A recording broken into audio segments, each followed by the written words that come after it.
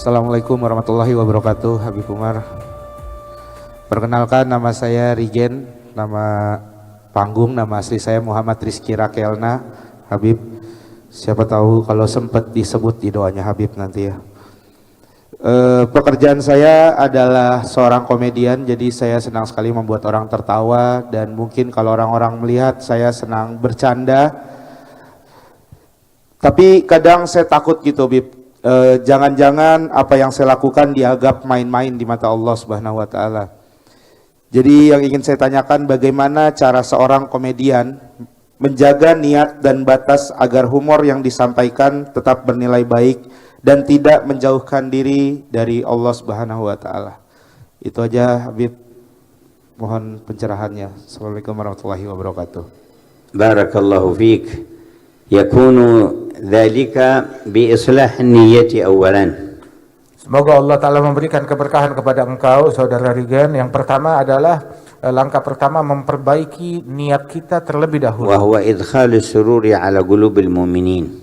Pertama, niatnya adalah menyenangkan hati kaum mukminin, menggembirakan mereka. Wa ikhrajuhum min ad-dhiqi wal karb. Membuat mereka itu keluar dari kesedihan dan juga sumpek stres mereka. Wa thaniyan bi an yakuna idhaquhum bima la ma'siyata fihi, bima la sabba wa la shatma wa la kadhiba fihi. Begitu juga menggembirakan mereka itu dengan di dalamnya tidak ada konten yang mengandung cacian, makian atau hal-hal yang menyinggung. Wa thalith an yudkhila fil idhaki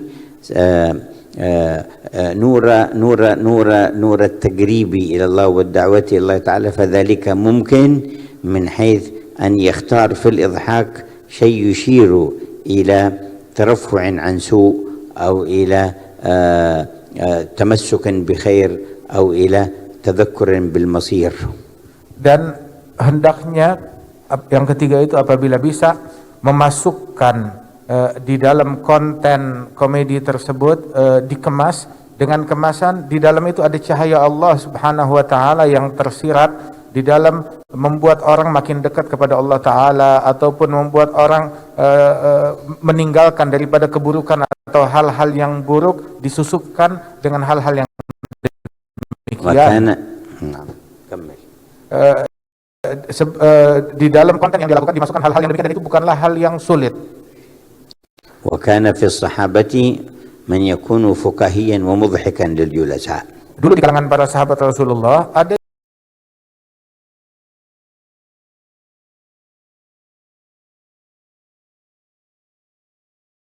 nakal.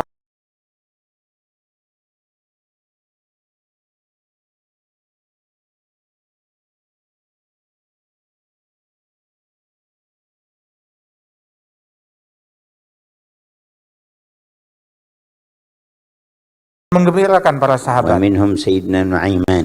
Di antaranya itu seperti Sayyidina Nuaiman, sahabat Rasul. وكان يضحك منه صلى الله عليه وسلم في كثير من الأحوال.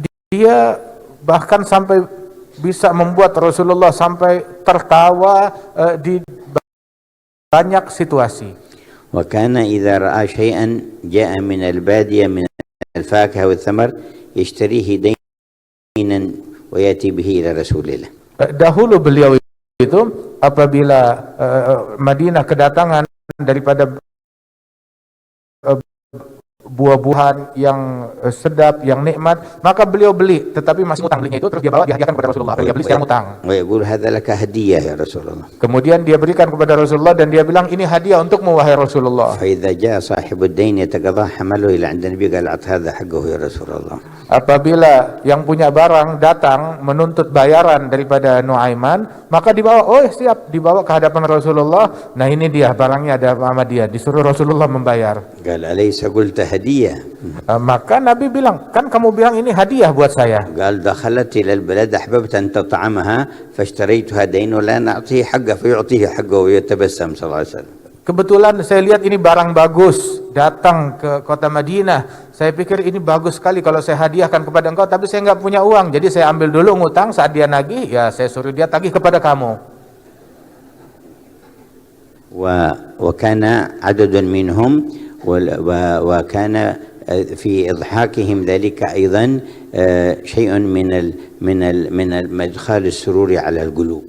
Dan ada daripada momen-momen beliau itu memberikan kegembiraan, membuat orang lain tertawa, untuk menyenangkan hati manusia. بل وكان بنفسه صلى الله عليه وسلم يمازح الصحب وقت المزح معتدل من غير إيذاء ولا كذب. Bahkan Rasulullah pernah juga di dalam beberapa situasi beliau sendiri yang bercanda dengan para sahabat, tetapi dengan candaan yang santun dan juga terukur. جاءه رجل فقال يا رسول الله أحملني أي أريد الخروج معك في الجهاد فاجعل لي جملا فقال نحملك على ابن الناقة. Maka Rasul ketika bercanda pun juga dengan jujur. Kemudian ada satu orang datang kepada Rasulullah, ya Rasulullah, tolong bawa saya, ajak saya di dalam perjalanan jihad, tapi saya nggak punya kendaraan. Maka Rasul bilang, saya akan bawa engkau, saya berikan kamu kendaraan, tapi kendaraannya berupa anaknya unta. فظن أنه يعطيه قعودا صغيرا. Dia menyangka kalau yang akan diberi adalah ya anak unta yang masih kecil, bagaimana bisa memikul saya? قال يا رسول الله وما يغني عني ابن الناقة ما أصنع بابن الناقة. Maka dia bilang, ya Rasulullah, kalau saya naik anak unta mana bisa, anak unta nggak bisa memikul saya, nggak bisa saya tunggangi. فقال له هل يلد الإبل إلا النوق إذا أعطيناك الجمل كبير أليس ابن ناقة؟ Maka Rasul menjawab, loh bukankah setiap unta itu adalah anak dari seekor unta juga, anak dari seekor unta betina. Jadi unta dewasa pun juga dia sebenarnya anak daripada unta. وجاءته امرأة مرة فقالت إن زوجي يقول كذا وكذا. Ada seorang wanita berkata kepada Rasulullah, ya Rasulullah, suami saya berkata nitip pesan ini dan itu. فقال زوجك الذي بعينيه بياض. Maka Nabi bilang, oh suami kamu yang matanya putih itu ya? قالت له يا رسول الله ما بعيني زوجي من بياض. Maka wanita itu bilang, ya Rasulullah, suami saya normal, matanya enggak putih. قال بلى. قالت أنا أعرف زوجي ما في عينيه بياض. Nabi bilang, iya mata suami kamu putih. Bilang, saya tahu suami saya matanya enggak putih. قال هل من إنسان ليس في عينيه بياض؟ Nabi nanya, memang ada manusia yang matanya enggak ada putihnya? أنا ما عنيت بياض سواد من العين البياض الذي حوالي العين. Artinya itu mata manusia pasti ada putihnya, enggak mungkin putih semua matanya ataupun enggak ada putihnya sama sekali.